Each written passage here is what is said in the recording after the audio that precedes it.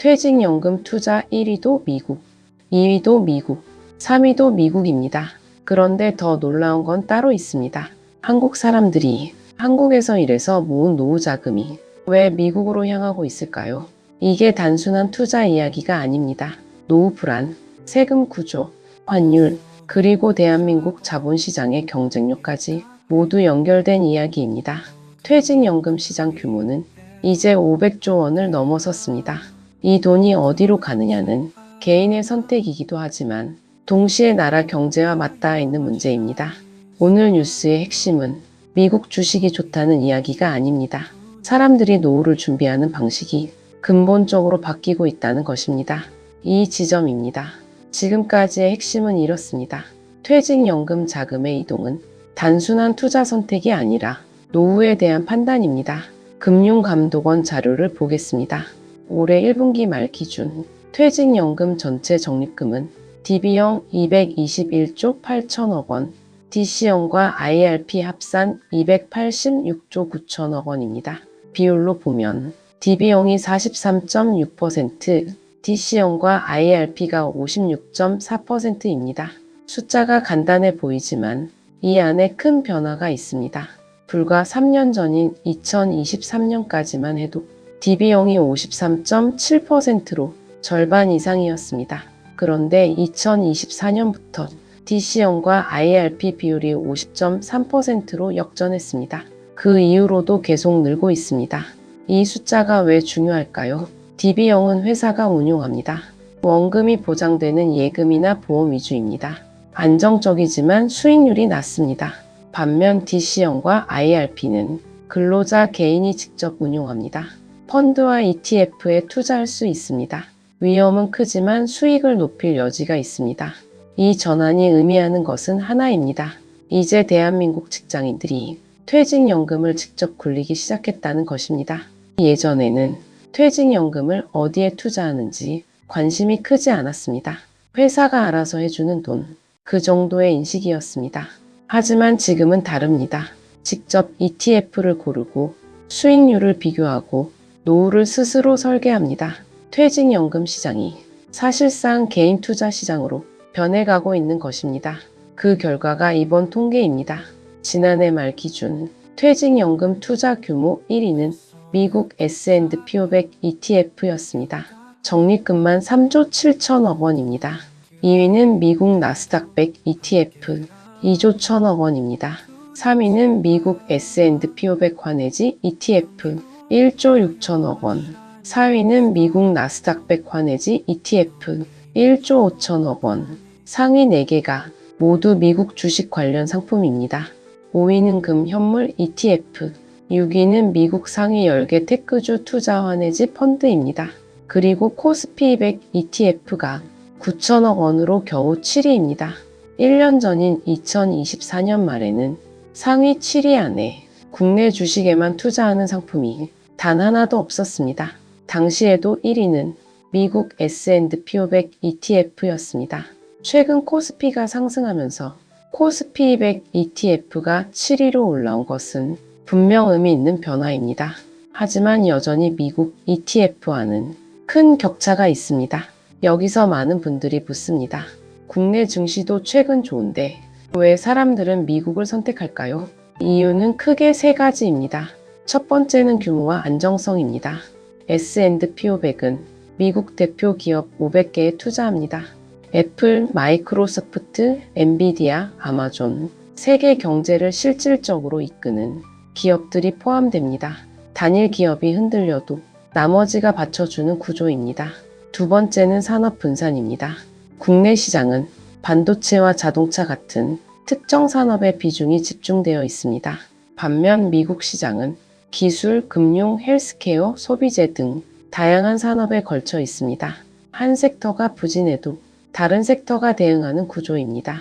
노후 자금처럼 오랜 기간 굴려야 하는 돈에서 이 분산 효과는 꽤 의미가 있습니다. 세 번째가 핵심입니다. 바로 세금입니다. 퇴직연금 계좌 안에서는 수익에 대한 세금을 바로 내지 않습니다. 이를 과세 이연이라고 합니다. 해외 주식 투자로 250만 원을 넘는 수익이 생겨도 연금을 실제로 받을 때까지 양도소득세를 내지 않아도 됩니다. 세금으로 나갈 뻔한 돈을 계속 굴릴 수 있다는 뜻입니다. 이게 참 묘합니다. 같은 수익률이라도 세금을 언제 내느냐에 따라 최종 결과가 달라집니다.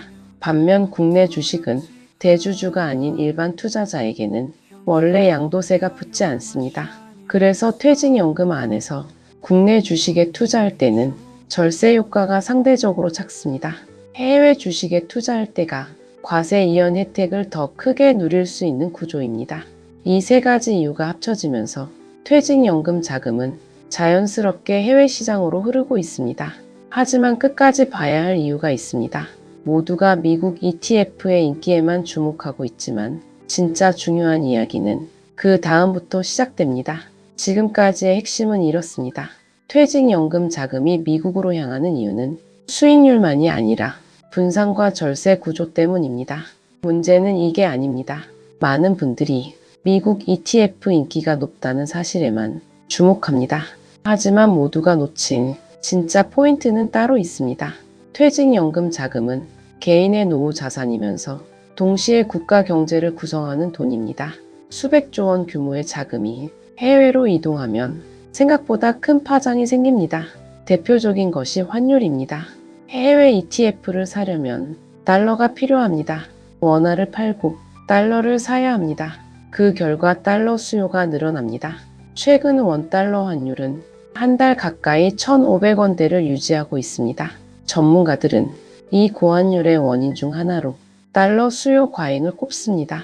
한양대 이정환 교수는 현재의 환율 문제는 달러 수요를 어떻게 잡느냐의 문제라고 했습니다. 퇴직연금처럼 큰 규모의 자금 유출이 이어지는 한 환율을 빠르게 안정시키기 어렵다는 분석도 있습니다. 물론 환율은 기준금리, 무역수지, 국제정세 등 복합적인 변수로 결정됩니다. 퇴직연금 자금 하나가 환율을 좌우한다고 단정할 수는 없습니다. 하지만 무시할 수 없는 요인인 것도 사실입니다. 여기서 반전이 있습니다. 개인은 합리적인 선택을 하고 있습니다. 더 안정적이고 더 분산되어 있고 세금 혜택도 크고 장기 성과도 검증된 시장을 택했습니다.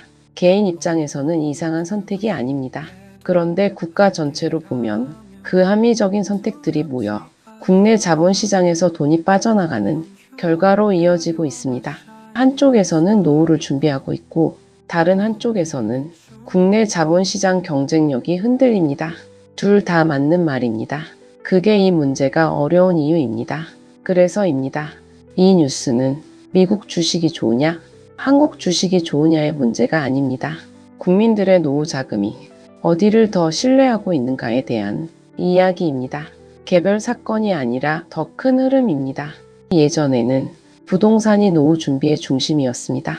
집 한 채 있으면 노후는 괜찮다는 인식이 오랫동안 자리 잡고 있었습니다. 하지만 지금은 다릅니다.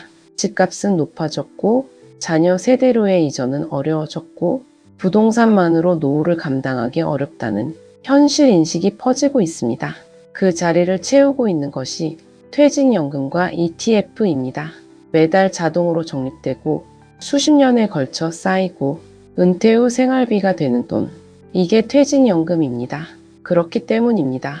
퇴직연금 자금이 어디로 향하는지는 단순한 투자 통계가 아닙니다.